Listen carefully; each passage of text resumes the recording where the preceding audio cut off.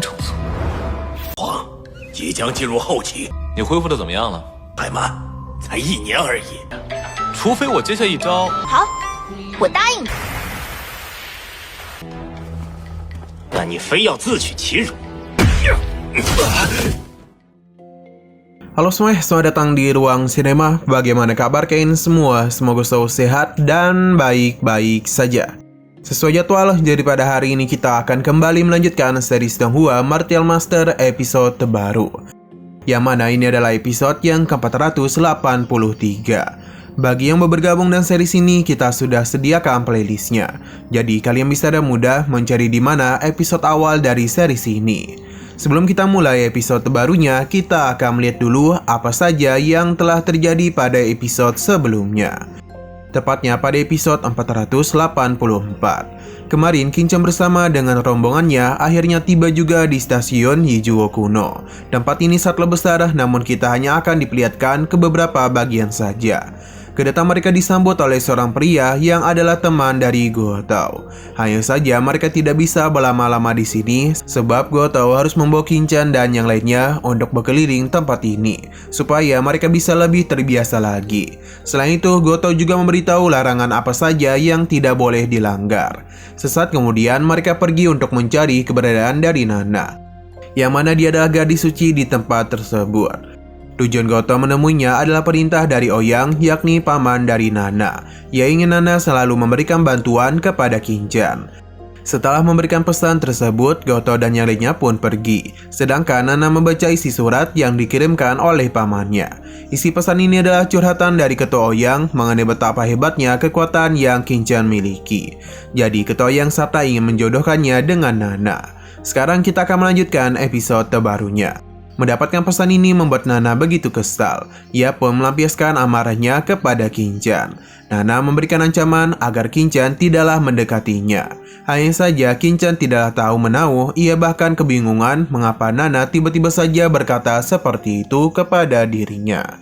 Yang kebingungan tidak hanya Kinchan saja, namun Gotou dan juga kedua rekannya. Gotou pun menanyakan apakah Kinchan ingin dirinya memanggil Ketua Ouyang untuk menyelesaikan masalahnya dengan Nana. Kinchan merasa Ketua Ouyang tidak perlu sampai turun tangan, karena ia bisa menyelesaikan masalah ini dengan mudah. Hanya saja Gotou meminta Kinchan untuk tidak gegabah, karena ketika Nana berusia belasan tahun, ia sudah mampu mencapai setengah langkah Martial King. Jadi Kinchan tidaklah boleh meremehkan kemampuannya. Alih-alih takut, justru Kinchan malah menjadi semakin bersemangat. Gotou sudah tidak bisa berkata-kata lagi, dan ia pun membawa Kinchan dan yang lainnya untuk kembali ke kediaman mereka.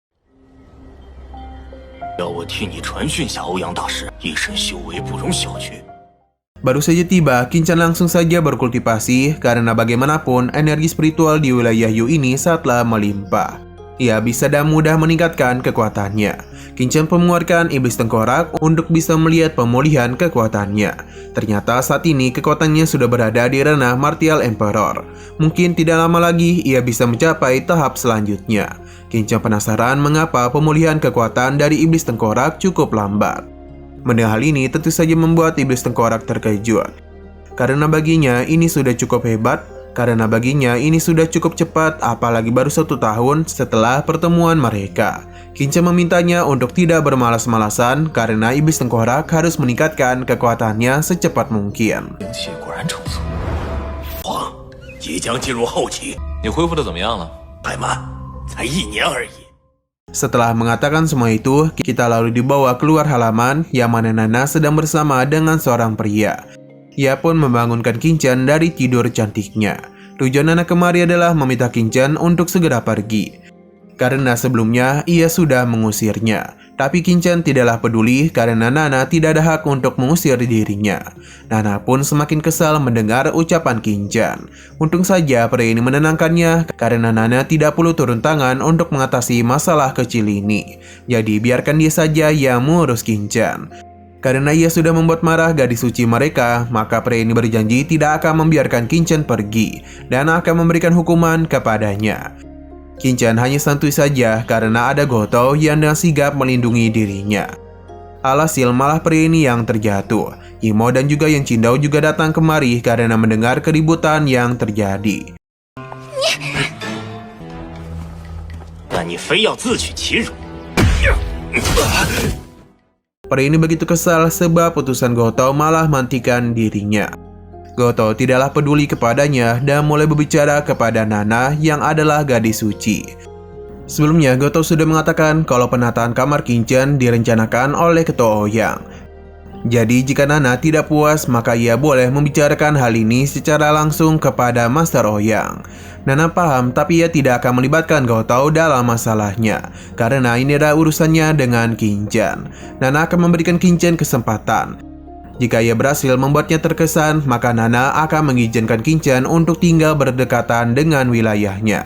Tapi Kinchan langsung saja menolak karena bagaimana bisa ia bertarung dengan Nana. Apalagi dia itu sudah berada di ranah Martial Emperor, sedangkan dirinya baru berada di ranah Martial King. Selain itu, Nana merupakan jenis terbaik yang pernah dimiliki oleh Papillon Nuyu. Bisa saja ia malah mati dipukuli oleh Nana. Nana tidak peduli dengan keputusan Kinchan. Ia justru menanyakan apakah sebagai seorang pria, Kinchan berani bertaruh dengannya. Ia juga menenangkan Kinchan karena Nana tidak akan menghabisi siapapun. Kinchan cukup kesal karena kejantanannya dipertanyakan. Nana berusaha untuk memancing amarah Kinchan. Hal ini sepertinya berhasil, tapi Kinchan tidaklah puas jika hanya mendapatkan izin tinggal saja. Karena jika Nana yang bertarung dengannya, maka itu harus memberikan beberapa bahan tingkat tinggi dulu. Pria ini cukup kesal karena Kinchan seakan-akan meremehkan kemampuan dari gadis suci. Nana setuju dan kesepakatan yang Kinchan berikan.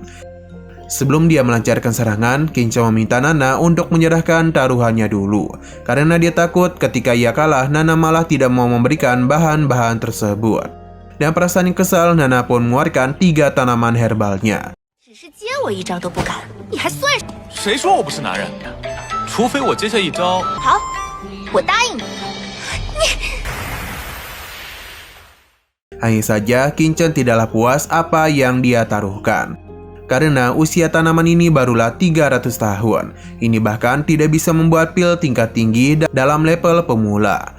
Nana pun mengeluarkan bahan yang sama namun dengan umur yang lebih tinggi.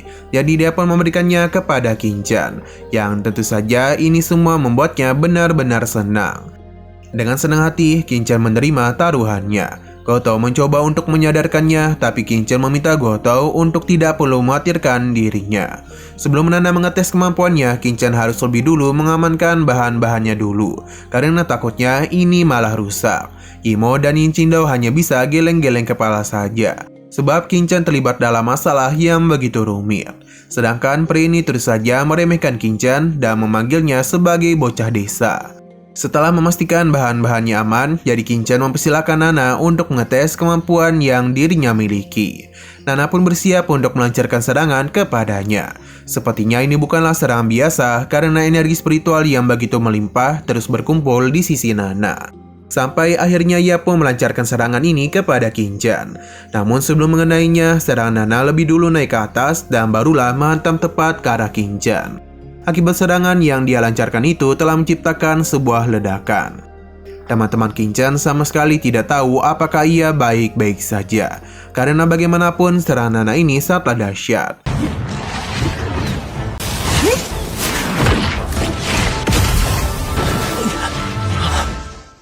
Nana meyakini kalau Kinchan pasti sudah terluka cukup parah. Hanya saja ini semua adalah imajinasinya saja, sebab Kinchan tetap berdiri dengan santuy, yang seakan-akan tidak terjadi apapun kepadanya.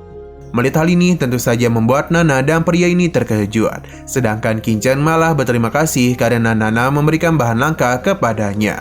Ia pun mempersilahkan mereka untuk pergi dari kediamannya. Nah, sayang sekali lagi seru-serunya, episodenya ini pun harus bersambung dulu. Namun sebelum kita akhiri, seperti biasa kita akan melihat preview bagian selanjutnya. Terlihat kalau Nana ini begitu kesal sebab ia meyakini kalau Kinchan telah berpura-pura lemah agar bisa menipu dirinya dan juga mendapatkan bahan tingkat tinggi dari dirinya. Kinchan tidaklah membenarkan hal tersebut. Ia pun berpura-pura kembali kesakitan agar Nana mau memberikannya beberapa bahan tingkat tinggi lagi. Apa yang Kinchan lakukan tentu membuatnya menjadi semakin marah. Nana pun pergi karena tidak mau melihat wajah tampan Kinchan lagi. Akan tetapi Nana ini tersenyum yang sepertinya ia mulai tertarik kepada Kinchan. Waduh, bini baru kah? 这是从何说起啊？你再来。看到你。 Oke, sekian dulu pada video kali ini. Untuk video selanjutnya akan segera hadir. Jadi bagi kalian yang ingin mengikuti series ini, langsung saja klik subscribe dan aktifkan loncengnya. Terima kasih yang sudah menonton video sampai habis. Jika kalian suka pada video ini, klik like dan share ke teman-teman kalian tentang channel ini. Dan ditunggu aja kelanjutannya. Oke, sampai jumpa di video selanjutnya.